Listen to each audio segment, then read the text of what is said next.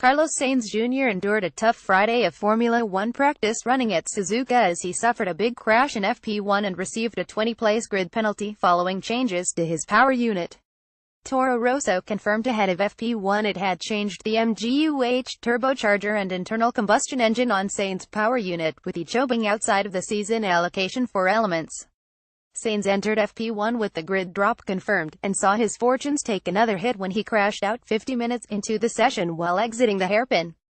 After getting a wheel on the curb, Sainz's Toro Rosso slid across the track and into the wall on the left-hand side, smashing into the wall. "Hey guys, had a big one in FP1. Came out of nowhere and was quite unexpected, but luckily I'm okay. Team pushing flat out to be ready for FP2. Biceps. Carlos Sainz at Carlos Sainz 55 October 6, 2017. A tricky Friday for us obviously. The accident in FP1 was a bit of a pity," Sainz said. "I didn't expect that to happen. I just clipped the outside curb a bit too much and it sent me into a spin and then into the barriers. It looked quite incredible on the TV, but luckily it wasn't such a big one from inside the cockpit. We can't forget that a minimal miscalculation here can make you pay a big price. I'm happy that the mechanics could put the car back together for FP2. They did an amazing job like they always do, pushing for me and the team. We were ready to run in FP2, but unfortunately the weather conditions didn't help us and we were only able to complete an installation lap.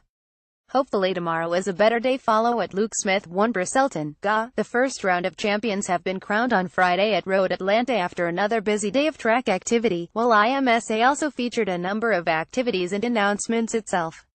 Meanwhile, the pole sitters have been set for Saturday's Moto Petit Le Mans, the 20th edition of the Fall Endurance Classic. Quick notes and results links are below. Thursday's day-end roundup is linked here. WeatherTech qualifying and practice pole sitters for the final race of the season, Moto Petit Le Mans, are as follows: Helio Castroneves, number 6 Team Penske, Oreca 07 Gibson, 111.314, Tony Villander no. 62 Risi Competizione Ferrari 488 GTE, GT Le Mans, Matteo Cressoni no. 63 Scuderia Casa Ferrari 488 GT3, 120.661, GT Daytona and James French number 38 Performance Tech Motorsports Oreca FLM 09, 116.069, Prototype Challenge results. The pole for Castroneves comes in both his and Team Penske's sports car racing return. Castroneves won his most recent Petit Le Mans start in 2008, in the LMP2 class. Both Tequila Patron ESM Nissan on-road PPIs were second and third, Pippo Durrani in the number 22 car ahead of Brendan Hartley in the number 2 car. The number 13 Rebellion Racing Oreca was fourth ahead of a pair of Ligier JSP 217s, then the first Cadillac DPI-VR, Ricky Taylor in seventh in the number 10 Konica Minolta Cadillac at 0.807 of a second behind. Castroneves on track conditions today. It cooled down quite a bit. Our car was really good in both directions. What I like most was, when you pushed it, the car accepted it. I was a little concerned coming from a lighter, more crispy car in IndyCar. This is different, but I'm able to manage now. GTLM qualifying was, unsurprisingly, quite close. All 9 cars in class were covered by just 0.766 of a second, but the top 5 itself, covering 4 manufacturers, were spread by less than 1/10 of a second, just 0.071 covered Villander 117.660 to Bill Oberlin 117.731. Cressoni's pole is the first for Scuderia Casa this year and the second for Ferrari, the first since Alessandro Pierguidi did for Spirit of Race in the Rolex 24 at Daytona in January. This also ends a run of 4 straight GTD poles for the Lamborghini Huracan GT3. French's pole is his and the Performance Tech team's 7th in 8 races this year. The only pole they lost was to Gustavo Yacoman at Sebring, for BAR1 Motorsports. The gap between first and second in PC was greater than the gap from first to ninth in GTLM, 1.175 versus 0.766, and first to 13th in GTD, 1.175 versus 0.987. In fourth practice, Team Penske again led the timesheets, this time at a 111.968 for the number 6 Oreca 07 Gibson Practice 4. Continental Tire season finale. The 2-hour Fox Factory 120 ended under yellow following a pair of incidents inside the final 7 minutes, 15 seconds of the race. In street class, BMW had an apparent brake issue at turn 6 and was beached in the gravel, the number 84 Bimmer World car driven by Tyler Cook. When the race was meant to restart, an accordion effect stack-up occurred in street, and Tom Long got into the back of Freedom Autosport teammate Andrew Carbonell, who then bumped into another BMW before the race could restart.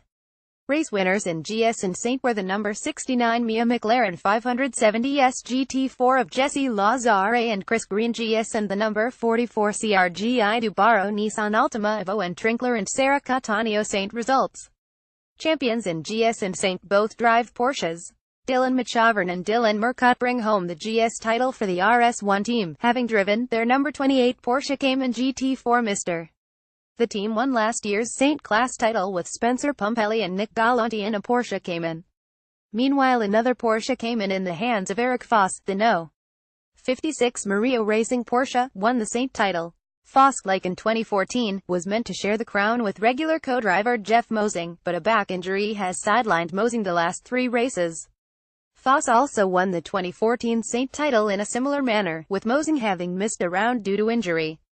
Justin Peace Cheetel has filled in for Mosing in his absence. Additional races: Kenton Coquel MP3 and Kyle Masson MPC doubled up in the second of 2 IMSA Prototype Challenge races this morning. Results: alas, it's Colin Thompson that wins the LMP3 title for Kelly Moss Road and race in a Norma M30 by 8 points over Coke. Coke missed the season-opening doubleheader in Sebring and had a 72-win edge.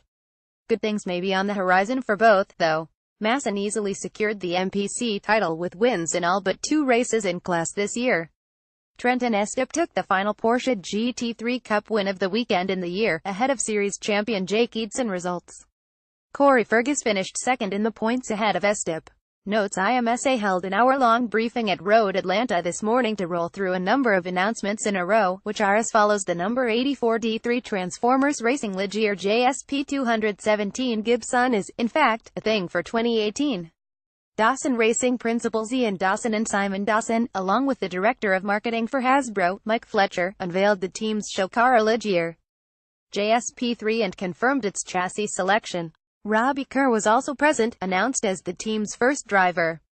Following that announcement, IMSA announced a strategic alliance with the award-winning, world-renowned Forza franchise developed by Turn 10 Studios and published by Microsoft Studios.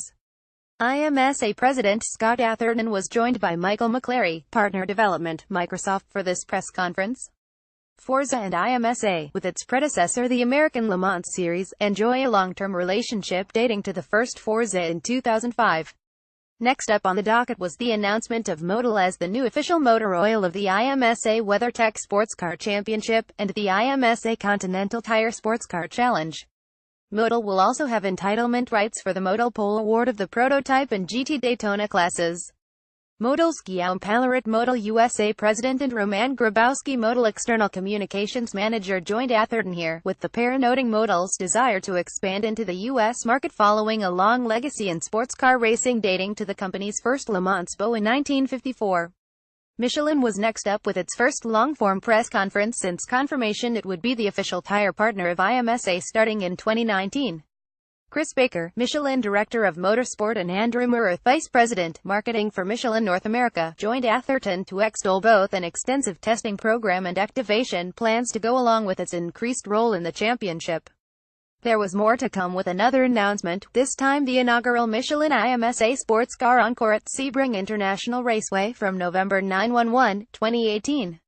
This will be a 4-hour race including LMP3, GT3, GT4 and TCR global specification race cars and Pro-Am driver lineups. No platinum-rated drivers though, and will be the first full race under the Michelin Only umbrella as a preview into 2019. Sebring President GM Wayne Estes joined Baker, Murr and Atherton here. Atherton then made his own remarks about the series' direction and growth trends.